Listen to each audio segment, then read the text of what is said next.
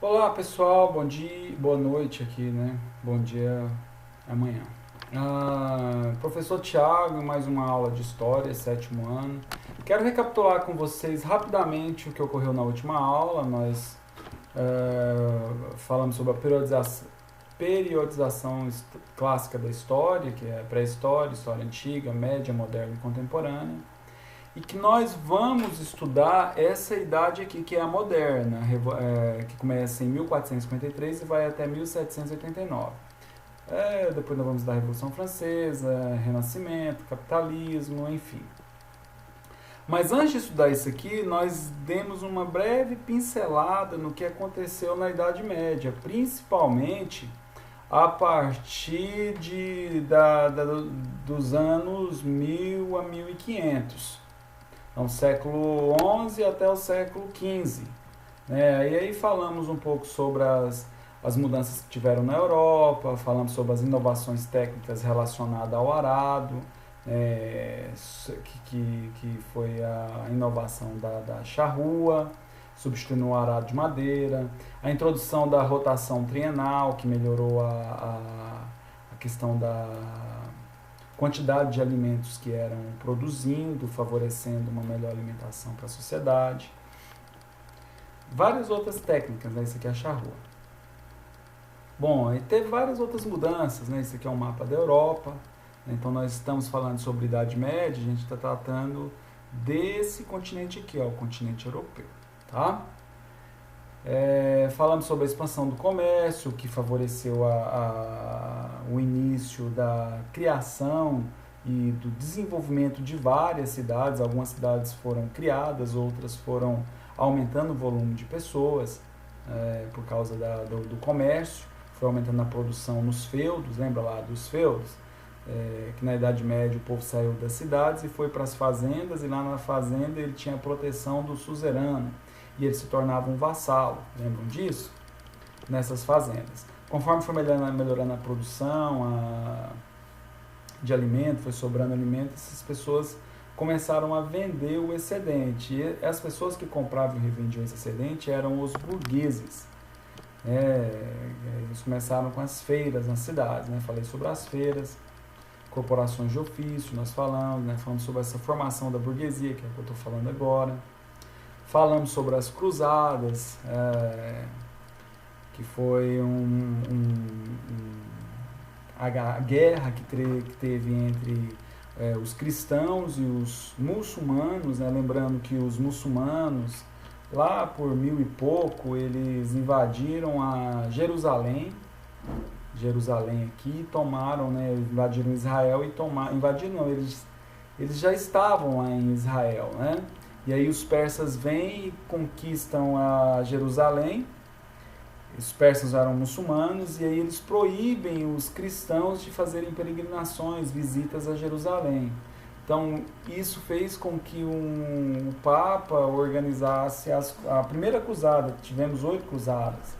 Então ele organizou essa cruzada em 1096, para reconquistar Jerusalém. Então as cruzadas foram isso. Então foi a tentativa de se reconquistar Jerusalém. Então em alguns momentos ele reconquista, depois perde de novo. Então isso foi as cruzadas. Tá? Eles só reconquistaram Jerusalém, mas os muçulmanos retomaram o domínio na segunda metade do século XIII. Depois reconquista de novo, mais à frente. Tá bom? Tivemos a peste negra, falei sobre a peste negra, vocês se lembram que matou mais de 1/3 da população europeia, matou também a população asiática, muçulmanos. Fiz uma contextualização dela com a Covid nos dias de hoje. Falei sobre a Guerra dos 100 Anos, a Joana d'Arc. Várias revoltas camponesas que tiveram nesse período. Enfim, vários assuntos, né? Então hoje, pra gente... Então, conforme eu estava falando, hoje nós vamos entrar mais diretamente na Idade Moderna, né? Que começa ali em 1453. E aí nós fizemos uma retrospectiva do que ocorreu ali na Europa e algumas partes dos territórios muçulmanos, de 1000 a 1500 aproximadamente. Então hoje nós vamos entrar no renascimento cultural, que aí já entra na questão da Idade Moderna. Então a gente sai do período medieval, que foi os 1000 anos, que durou de 400 e pouco até 1400, e aí a gente entra na Era Moderna. Então, essa questão de colocar períodos na história é só para facilitar o estudo, tá, pessoal? Quero dizer para vocês que naquela época eles não chamavam aquele período de Idade Moderna. Naquela época era o momento atual que eles estavam vivendo, né? Então não tinha essa periodização, tá? Então o que nós vamos tratar hoje? Nós vamos falar sobre o renascimento científico e cultural. O que foi esse renascimento científico e cultural? Então, quando a gente vai falar sobre esse renascimento, de cara você tem que pegar a palavra renascimento. Então, o que é renascimento? Renascimento é renascer, né? Então, a própria palavra renascimento, ela está dizendo que ela está querendo renascer. Então, se está querendo renascer, é porque já tinha anteriormente. Agora, tinha o que anteriormente? Tinha uma visão diferenciada de cultura e ciência, diferente do que tinha acontecido nos 1000 anos da Idade Média, no período medieval. Então veja bem, pessoal, o que acontece? Então, o Renascimento ele vai ser um período que ele vai voltar a valorizar o ser humano como o principal. Então você para de ter uma visão do mundo teocêntrica,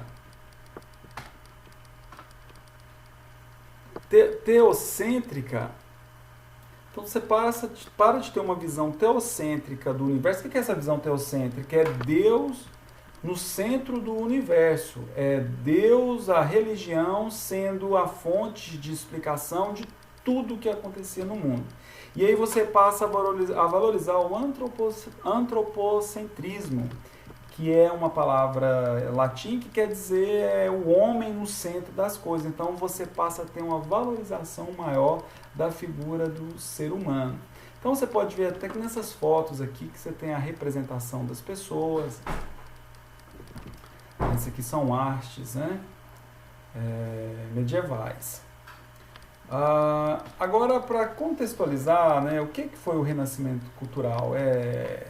Ele foi um movimento científico e cultural que ocorreu na Europa durante a transição entre a Idade Média e a Moderna. Então, você está saindo da Idade Média e vai entrar na Idade Moderna. Isso representou as inspirações da burguesia. Lembra lá da burguesia? Aquele grupo que comprava o excedente das mercadorias nos feudos e passou a comercializar nas feiras, depois foi criando as cidades, eles começaram a vender suas mercadorias e foram ficando ricos, né? Então ali é o nascimento da burguesia, são os burgueses. Hoje são chamados de capitalistas, tá? Então os principais fatores que contribuíram foi a expansão marítima. A expansão marítima tem relação com a descoberta do Brasil, quando Portugal, Espanha sai mar adentro para descobrir novas terras. E o renascimento comercial. Influência da civilização bizantina. Lembra lá das cruzadas? As cruzadas, os europeus, os cristãos, eles saíram da Europa e foram retomar Jerusalém.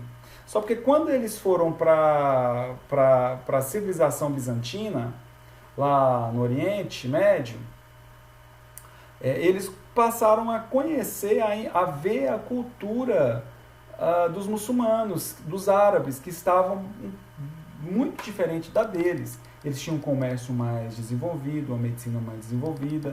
Então, muito da cultura que havia lá, na Arábia, eles trouxeram para a Europa. E aí eles trouxeram uma visão diferente de mundo do que eles estavam acostumados. O que eles estavam acostumados? Com uma visão muito religiosa do mundo, muito teocêntrica. Ok? Tá entendido? Então, a retomada dos estudos das civilizações clássicas, greco-romana, graças à preservação pelos mosteiros medievais. Então, eles voltam a ter um estudo lá das civilizações gregas, que nós estudamos lá no início da sexta série, né? Os gregos, para quem não sabe, eles gostavam muito da arte, da educação, da arte da comunicação, da literatura, da valorização do ser humano, enfim. A ascensão socioeconômica da burguesia, que foi ficando rica a partir de 1500, e a invenção da imprensa. O que é a imprensa? Daqui a pouco nós vamos ver ela, tá? Então, olha só, até a invenção da imprensa, século XIV, os livros copiados manualmente tinham circulação muito restritas. Então, gente, a imprensa nada mais é do que uma máquina, olha só, isso aqui é a imprensa, ó, foi criada por Gutenberg. Então, o que ela fazia? Ela fazia, é como se fosse a Xerox nos dias de hoje, só porque ela era manual. Ela fazia várias cópias de livros ao mesmo tempo. Então, conforme nós falamos aqui, isso facilitou a publicação de livros, de folhetos, de comunicado, de ideias, porque antes, até então, todo livro que era escrito, toda cópia de livro, vamos supor que um escritor escrevia um livro e aí queria-se fazer mais 50 cópias desse livro. Então, esse livro ia lá para os mosteiros, para os monges. Os monges copiavam um por um, palavra por palavra, frase por frase, página por página de cada livro desse e espalhava esse livro na sociedade. Agora você imagina o tanto que demorava você fazer uma cópia de um livro, sendo que você tinha que escrever um por um. Tá vendo aqui a representação do monge escrevendo o livro? Então ele ia escrever página por página. Isso levava dias, meses, em alguns livros, conforme fosse o seu tamanho. Então a imprensa possibilitou que esse livro, as ideias, fossem espalhadas com mais facilidade. Então tem o nome de imprensa, não à toa, justamente porque imprensava a tinta, nas folhas e fazia várias cópias de uma só vez. E essa imprensa hoje é a mesma imprensa que você vê na televisão, nos jornais. Isso é imprensa, tá? A telecomunicação que nós temos hoje. Então, olha só, em 1428, Gutenberg, em Estrasburgo, França, procedeu às primeiras tentativas de imprimir com caracteres móveis e onde deu a conhecer a sua ideia. Nessa cidade terá provavelmente, em 1442, impresso o primeiro exemplar na sua prensa original, um pedaço de papel com 11 linhas. Tá vendo, pessoal? Que legal? Então, olha só, para a gente falar de renascimento, a gente vai ter que falar de humanismo, antropocentrismo, individualismo, racionalismo, naturalismo, heliocentrismo e hedonismo. Então, isso aqui tudo são características do Renascimento. Então, é a saída da Idade Média. Antigamente, as pessoas chamavam de Idade das Trevas, porque eles viam que tinha sido um período que foi tudo muito escuro, que não teve progresso na humanidade, que as pessoas ficaram voltadas só para as questões religiosas, só para Deus, esperando tudo em Deus. E, nesse sentido, não teve progresso na humanidade. Mas isso é uma ideia que hoje não é mais verdadeira. Não é mais aceita essa ideia, porque no período medieval isso não é verdade. Porque, só para você ter uma ideia, foi no período medieval que foi criadas as universidades. Então, se nesse período foi criadas as universidades, há de se convir que eles criaram um local de estudo para fazer com que as pessoas tivessem conhecimento, estudassem, e é uma herança que nós temos até os dias de hoje. Então, a universidade, a faculdade, ela foi criada no período medieval. Então, hoje não se aceita mais essa ideia de período das trevas, tá bom? Então, voltando para as características do renascimento cultural e científico, o primeiro que nós podemos ver é o humanismo. O que é isso, humanismo? Então, é uma forma mais terrena, concreta de pensar a ciência, a moral e a religião. Então, o que é isso, uma forma mais terrestre? A partir de agora, você iria pensar sobre a ciência, a moral e a religião a partir do que os seres humanos estavam pensando, a partir do que a própria pessoa imaginava. Então, ao invés de vir uma ideia já pronta e acabada da igreja, as pessoas passaram a desenvolver as suas ideias. Por isso que se fala humanismo, a valorização do humano. O antropocentrismo. O homem passa a ser visto como centro do universo, negando o teocentrismo medieval. Então, o homem passa a ser o principal ser do universo, não mais Deus, segundo essa visão antropocêntrica. Essa visão do teocentrismo que foi muito forte no período medieval. Então, o homem passa a ser o centro do universo. É daí que você vai ver aqueles quadros de Michelangelo, a Mona Lisa de Leonardo da Vinci. Então, você tem ali uma figura de uma pessoa e naquele desenho da Mona Lisa, naquela obra da Mona Lisa, você vê que ele valoriza as expressões dela, ele tenta mostrar até o que ela está sentindo, os sentimentos dela. Então, antes tinha uma maior valorização da figura de Deus. Você tinha muitas obras de anjos, de santos, enfim. Outra característica é o individualismo, valorização da capacidade de criação e o espírito de competição. Aqui entra muitos burgueses, com seu espírito aventureiro, a busca pela riqueza. Outro fator é o racionalismo, sobreposição da ciência e experimentalismo sobre a fé, os dogmas. Então, o racionalismo ele vai pregar que ele não aceita mais os dogmas pré-estabelecidos pela fé, pela igreja. Um exemplo. Antes se falava que a igreja estabeleceu a ideia de que a Terra era o centro do universo. E aí, por racionalismo, isso tem que ser provado. E tem que ser através de experimentos. Só o que a igreja dissesse já não teria mais valor. Então, passa-se a ter um grande valor à razão, ao racionalismo, à ciência. Para você falar alguma coisa, você tinha que fundamentar aquilo, você tinha que explicar como aquilo funcionava. Então, não se aceitava mais simplesmente o que era determinado pela igreja. Tudo bem? Naturalismo, preocupação em retratar fielmente os homens e animais nas artes. Detalhes anatômicos. Então, aqui você vai expor mais detalhadamente a figura do homem, o corpo humano. Então, tem várias esculturas. Isso lembra lá os gregos, a cultura greco-romana, que valorizava muito a figura do homem. Tem várias estátuas com homens, mulheres, inclusive nus. O heliocentrismo, que é o que eu estava falando um pouco à frente. Então, antes a igreja pregava e estipulou a ideia de que a Terra era o universo era o centro do universo. Mas depois não, eles vão dizer que é o heliocentrismo, ou seja, o Sol vai ser visto como o centro do universo. E isso, por muito tempo, não foi aceito pela igreja. Isso aqui teve vários embates com a igreja. Mas essa passou-se, então, a ser a ideia. A partir do Renascimento, o Sol passou a ser visto como o centro do universo, não mais a Terra. Hedonismo, valorização dos prazeres do corpo e do espírito.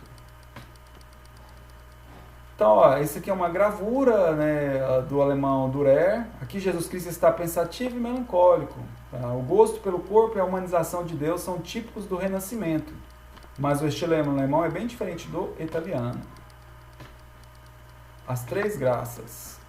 Compare essas duas ilustrações italianas. A da esquerda é medieval, século XIV, e da direita pertence a uma obra renascentista de Botticelli, século XV. Olha só essa, tá vendo? Então, essa é a da esquerda, do século XIV. E essa do século XV. Então, essa aqui, você está no período medieval, e essa aqui você já entra no Renascimento.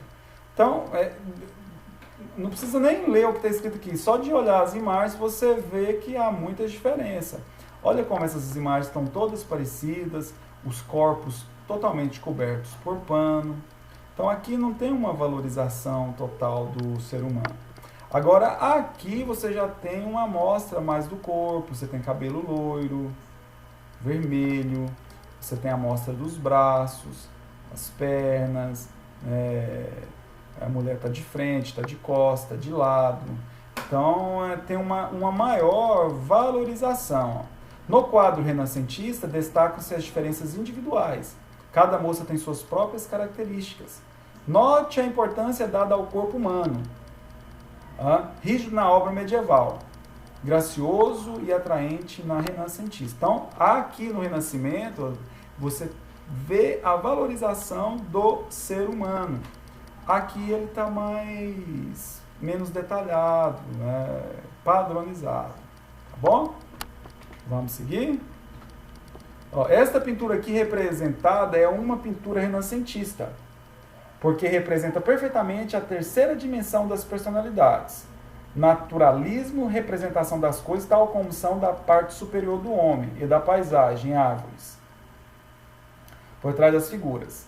A perspectiva que dá a ideia de terceira dimensão e o volume que nos permite ver o sombreado nas vestes e nos rostos. Olha só como está sendo demonstrado o humano nessa foto. Aqui também, mostrando a miséria humana. Então, o humano sendo... Quando fala humano sendo valorizado, pessoal, não quer dizer que é só coisa boa, não. É tudo o que acontece na sociedade. É como a sociedade é. Os detalhes. Então, busca-se nessas obras de arte, nesses retratos, isto. Mostrar o ser humano como de fato ele é. Então, só para fazer uma analogia entre o homem medieval e o renascentista moderno. Enquanto o homem medieval era temente a Deus, envolvido na cristandade e acomodado às restrições e obrigações servis, o homem moderno tornou-se crítico, individualista e envolvido no espírito de competição capitalista. Certo, pessoal? Estão entendendo? Então, olha só, na Europa, a Itália, que era Roma, ela teve um pioneirismo. O que é o pioneirismo? Ela foi a primeira a desenvolver essa cultura, essa arte do Renascimento. Ou seja, sair daquelas características medievais para entrar na Idade Moderna, no Renascimento cultural, científico. Então, por que a Itália é aquele país da botinha, tá? Era Roma, a Itália. Então, por que ela teve esse pioneirismo? Primeiramente, pelo seu desenvolvimento comercial de suas cidades. Tinha duas cidades muito importantes que faziam comércio, em várias partes do mundo. O mecenato, que era a burguesia que incentivava e protegia os artistas, incentivava financiando, comprando as obras de artes. E abrigo dos sábios e artistas bizantinos, com a queda de Constantinopla. Sede do Império Romano. O Império Romano conquistou, como nós já vimos no 6º ano, grandes faixas de terras. Da Europa até na África, o Império Romano dominava. Inclusive a cidade, o país que Jesus Cristo nasceu, Israel, Jerusalém, era domínio do Império Romano.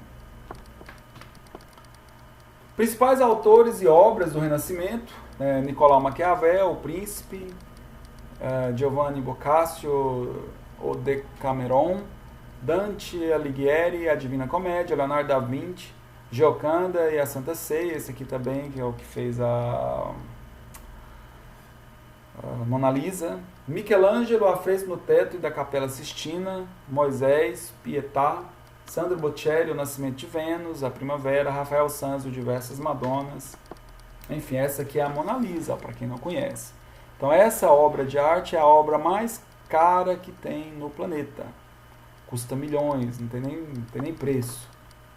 Vale muito dinheiro. Então, ela tem esse valor todo porque ela está saindo ali do período medieval e começa-se então a ter a valorização da figura do homem e da mulher também. Por isso que ela está pintada. Todo o detalhe da obra de arte está voltado para a Mona Lisa. Tá bom? Isso aqui é a famosa Pietà, que eu falei há pouco, de Michelangelo, né? Representou o Cristo morto no colo de Maria. Expressa o infinito amor da mãe pelo filho. Uma obra de arte. Aqui temos Sandro Botticelli, ao desenhar este belo O Nascimento de Vênus. Inspirou-se na mitologia clássico grego-romana. Ele queria reconciliar o pensamento cristão com o pensamento pagão da antiguidade. Aqui também temos Michelangelo, essa foto é muito conhecida, Deus tocando o homem. Então, durante 4 anos, Michelangelo trabalhou durante 4 anos na pintura do teto da Capela Sistina. Então, isso aqui está dentro de uma igreja, tá? Essa obra, lá no Vaticano. O Vaticano é a sede da Igreja Católica.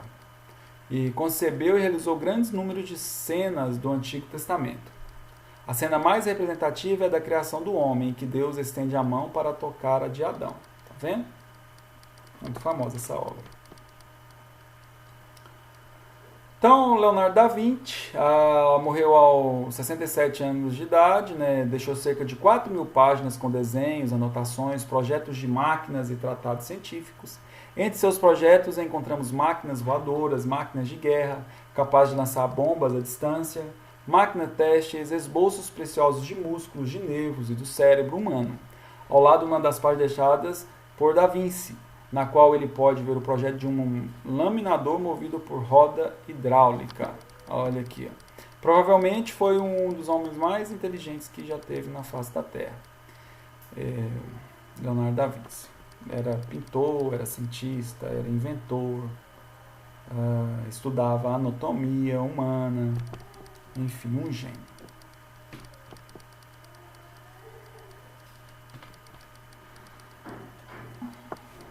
Então, a expansão do Renascimento, ele não ficou apenas na Europa, e muito menos apenas na Itália, em Roma. Ele se esparramou para a Inglaterra, foi para a França, Espanha, e, enfim, para várias partes do mundo. Então, na Inglaterra, um ícone é o William Shakespeare, que escreveu Romeu e Julieta, todo mundo deve conhecer essa história. Hamlet, Otelo. Esse aqui é um outro autor que escreveu Utopia, né? Utopia fala de uma terra onde todo mundo seria igual, um livro, né? Muito famoso. Então, na França, Montaigne escreveu Ensaios Críticos, um livro, enfim. Na Espanha teve o Miguel de Cervantes, escreveu Dom Quixote, historinha muito famosa.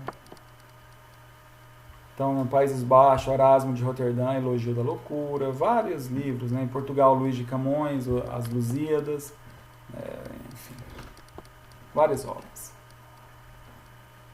Então, as pessoas mais famosas do Renascimento é o Nicolau Copérnico, que fez a teoria heliocêntrica, que desenvolveu essa teoria, que fala sobre o Sol no centro do universo. Galileu Galilei desenvolveu o telescópio, ele é considerado o pai da física. Enfim, pessoal, é isso. Quero agradecer vocês novamente. Espero que vocês tenham entendido o que foi o Renascimento. Qualquer dúvida, eu peço que entrem em contato comigo, tá? Pode entrar, tá bom? É isso aí, fiquem com Deus, um forte abraço e até mais.